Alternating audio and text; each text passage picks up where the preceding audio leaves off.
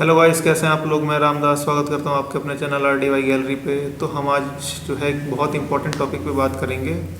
नेपाल की पॉलिटिक्स के अंदर चाइना अब तक डायरेक्टली जो है इंटरफेयर कर रहा था, अब मतलब एकदम अलग लेवल का इंटरफेरेंस कर रहा है, बिल्कुल अलग तरीके से इंटरफेरेंस कर रहा है। अब तक जो नेपाल के अंदर चाइना की जो एम्बेसडर थी, चाइनीज़ एम्बेसडर टू नेपाल जो थी, वो इंटरफेरेंस कर रही थी, डायरेक्ट इंटरफेरेंस था।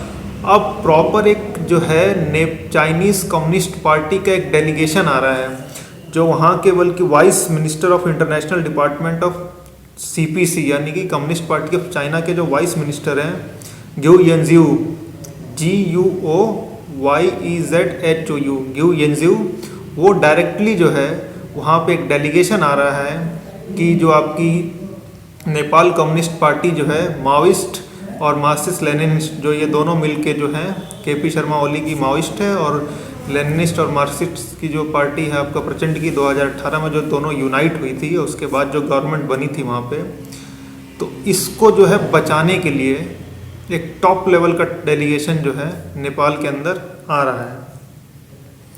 तो बेसिकली आप देखिए चाइना किस हद तक जो है इंटरनेशनल पॉलिटिक्स में किसी और कंट्री की पॉलिटिक्स के अंदर इंटरफेयर कर रहा है। 2015 में इंडिया ने करा था, नहीं करा था पता नहीं, लेकिन नेपाल में इतना बवाल कटा और वो आज तक कट रहा है। और यहाँ पे एक टॉप लेवल का जो डेलीगेशन आ रहा है चाइना से नेपाल के अंदर, उस पर वहाँ के लोग बिल्कुल कुछ नहीं कह रहे हैं। तो बेसिकली ऐसा हो क्यों रहा है? बेसिकली इसलिए हो रहा है क्योंकि अगर आप दोनों पार्लियामेंट देखेंगे, पार्लियामेंट के अंदर आप दोनों हाउसेस देखेंगे, तो वहाँ कम्युनिस्ट पार्टी जो इस समय है नेपाल की, उसकी फुल मेजॉरिटी है।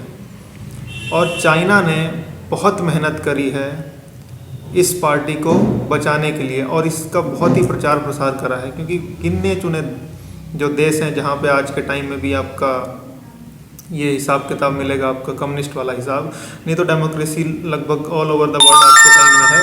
थोड़ा सा आप जो है मिडिल ईस्ट वाला हिसाब किताब जो है थोड़ा सा हटा दीजिए। तो बेसिकली आप देखेंगे कम्युनिस्ट पार्टी जो है आपका, कहाँ की? चाइना की।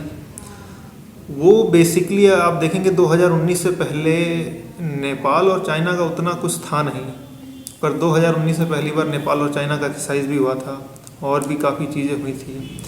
उसके बाद जितनी मेहनत आप यहाँ पे देखेंगे चाइना ने की है, कहाँ? नेपाल के अंदर, इंडिया के ऊपर इनडायरेक्टली प्रेशर बनाने के लिए है, या फिर नेपाल के अंदर अपने पॉलिटिकल इन्फ्लुएंस को बनाने के लिए, वो सारा का सारा बर्बाद हो जाएगा। क्यों?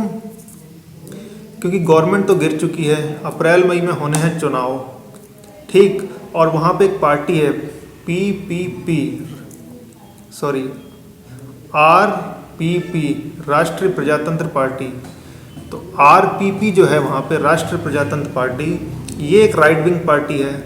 और 2015 से पहले जो है आपका, जो वहाँ पे आपकी मतलब कॉन्स्टिट्यूशन था, उसके हिसाब से Nepal is a Hindu country. जैसे इंडिया इज़ अ सेकुलर है, नेपाल एक हिंदू राष्ट्र था। 2015 के बाद नेपाल एक सेकुलर कंट्री बन चुका है।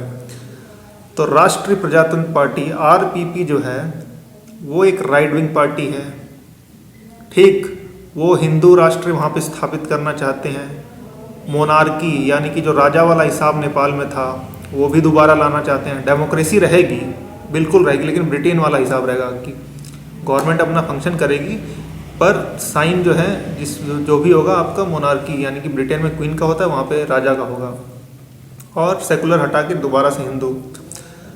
और राइट विंग पार्टी है ये, तो इंडिया को फेवर करेगी, चाइना को नहीं करेगी। तो चाइना की जितनी मेहनत है सारी की सारी जो है आपका कबाड़ हो जाएगी।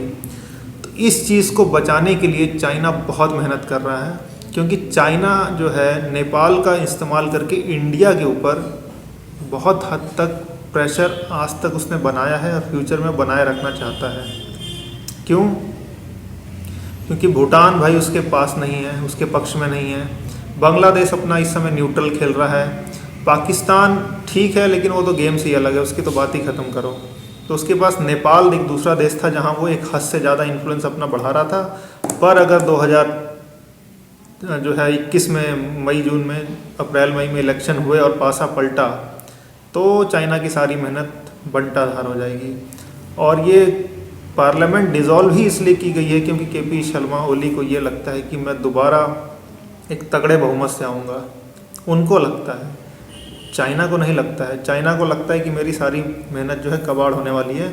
तो एक हिसाब से आप मानिए कि लास्ट अटेम्प्ट है कि भाई हम आपको जो है बचाना चाहते हैं। पावर स्ट्रगल, पावर टसल के बीच में जो है बहुत हाई लेवल पे जो है चाइना इंटरफेरेंस कर रहा है, और वो तो भी आने वाला है दिल्ली इलेक्शन। उससे पहले जो चाइनीज़ एम्बेसडर टू नेपाल हैं, जो नेपाल के अंदर चाइना के एम्बेसडर हैं, वो वहाँ के टॉप पॉलिटिकल लीडर के साथ जो है वीडियो कॉन्फ्रेंस पे बात कर रही, किसी तरह जो है इस पार्टी को बचाया जाए, क्योंकि 2022 तक तो ये अपना पावर में रहना ही रहना है। तो कुल मिला के अभी बीच में है, आपको कुछ टाइम पहले जो हमारे हर्ष श्रृंगला हैं फॉरेन सेक्रेटरी, उनकी विजिट हुई थी, उसको लेके भी जो है आपका चाइना जो है थोड़ा सा जो है परेशान है कि क्या है क्या नहीं है। तो कुल मिला के सरकार जो है आपका नेपाल में गिर रही है, पर दिक्कत चाइना को हो रही है, क्योंकि उसका इन्फ्लुएंस जो पिछले 6-7 साल का है वो होने वाला है शून्य। उस डर से जो है ये सब कर रहा है चाइना, और वहाँ के लोग उस लेवल का जो है आपका ऑब्स्टेकल नहीं दिखा रहे हैं, जिस लेवल का ऑब्स्टेकल थोड़ा सा एक बात बोलने पे इंडिया के खिलाफ उन्होंने दिखाया था। तो क्या नेपाल के लोग इस चीज़ को नहीं देख रहे हैं, या इस चीज़ को दबाया जा रहा है? तो कैसे दबाया जा रहा है, और इलेक्शन के बाद क्या होंगी, कैसी चीज़ें उभरेंगी, कैसी चीज़ें आएंगी, इन पे हम आगे बात करेंगे जैसे जैसे चीज़ें आगे प्रोग्रेस में होंगी। चांसेस कम है, पावर स्ट्रगल चल रहा है, अगर कुछ हो जाता है तो उस पर हम आगे बात करेंगे। Thank you.